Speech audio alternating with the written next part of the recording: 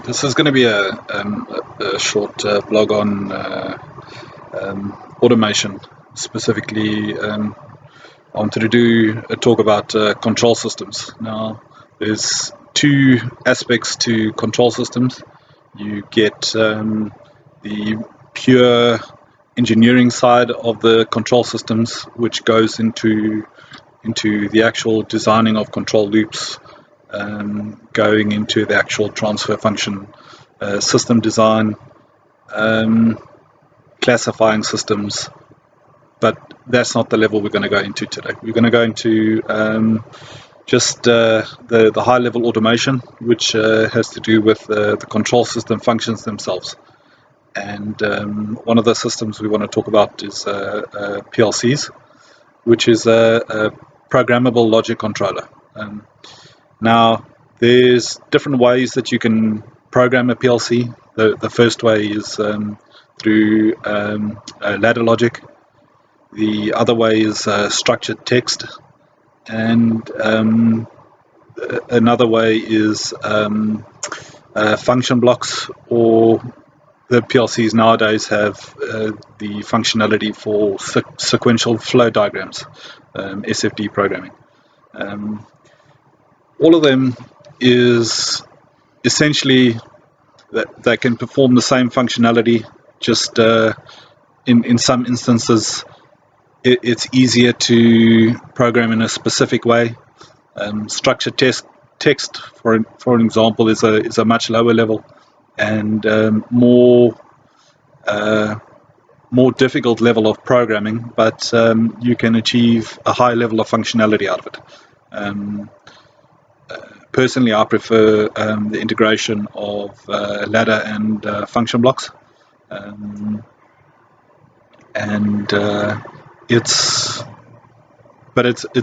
it depends on the personal vendors as well, what their PLCs offer. So they all offer a wide range of PLC courses which you can attend to learn how to program a PLC. But the aspect I actually wanted to touch on today was basically plant automation. So I wanted to give an introduction to the likes of a PLC or a DCS, which is a distributed control system. Typically your DCS systems have built-in redundancy. They've got failover power supplies. It's a much more reliable system, and it's got an integrated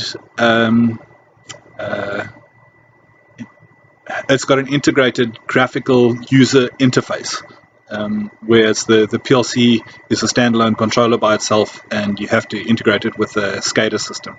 SCADA system being supervisory control and data acquisition, which is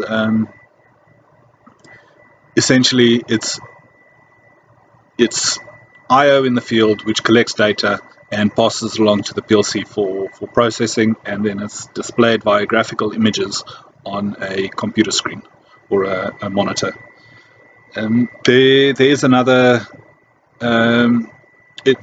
It uses a SCADA image as such, but they're called HMIs, which is a human-machine interface, and they typically field-mounted touchscreen panels. So in the field you can actually start and stop equipment.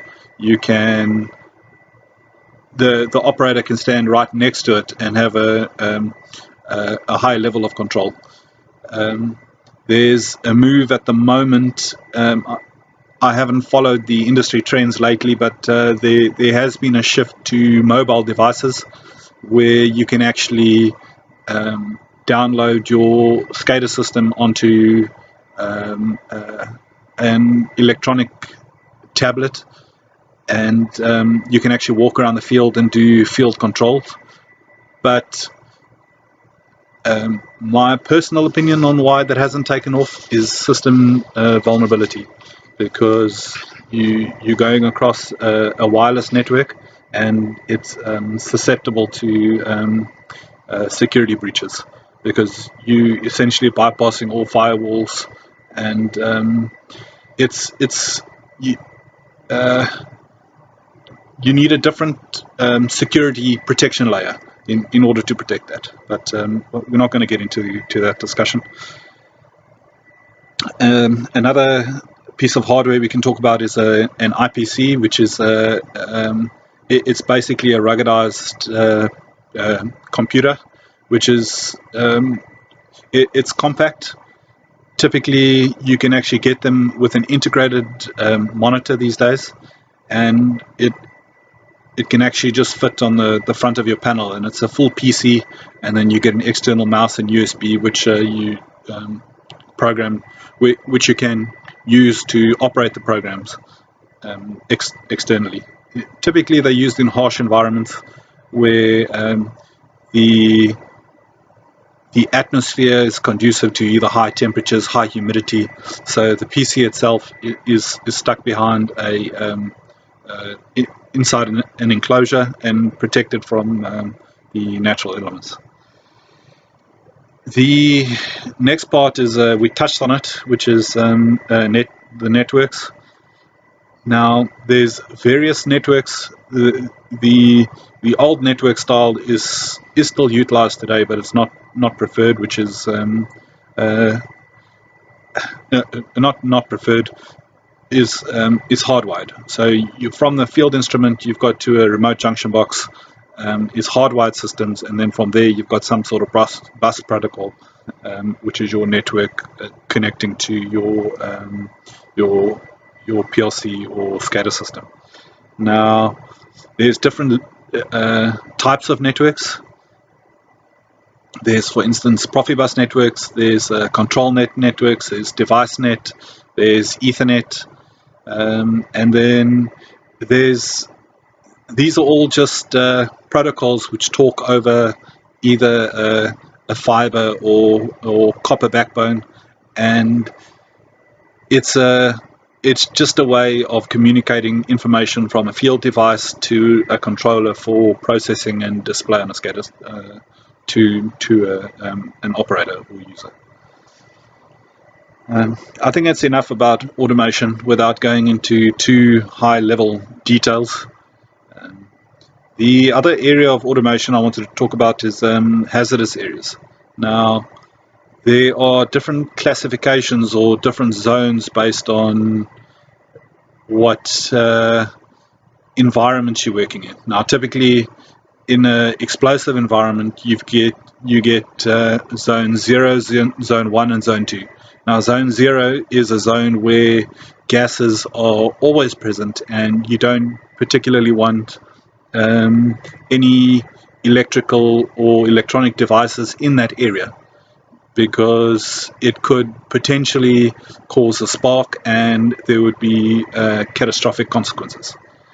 Then you move one zone back, which is based on the zoning area calculations for a particular piece of equipment. You get a zone 1 where gases could be present, but it's not present all the time, and there's certain design criteria for the equipment that can be utilized in those specific areas as well. Now, in order to make sure a system is safe, there's certain limitations on the type of devices, which limits the amount of power supplied to the equipment, which inherently limits the potential spark. It's a knock-on effect. So by limiting the source, you limiting the ignition potential significantly. And the other element to touch on is functional safety. Now, functional safety is another topic all by itself, where you're looking at a system as a whole, and you're looking at categories of failures. So you're looking at consequential damages, where if you lose one instrument, what is the consequence if it's catastrophic at a second one? Then you start looking at reliability of systems for when you would use two instruments. There's 2 out of 3 voting. To be honest with you, I haven't gone into those levels of system dynamics, but the just is there's a SIL level assessment, which is a safety integrated level assessment, which is done where you actually determine whether you want or what safety level you want, and based on that you look at the integrity level, which determines how many devices you want to protect your system. So you're either looking at 2 out of 3 voting, where you're looking at 2 devices to be operational and within a specific range of each other, so that the accuracy is tolerable as well. And then based on that, you're making a safety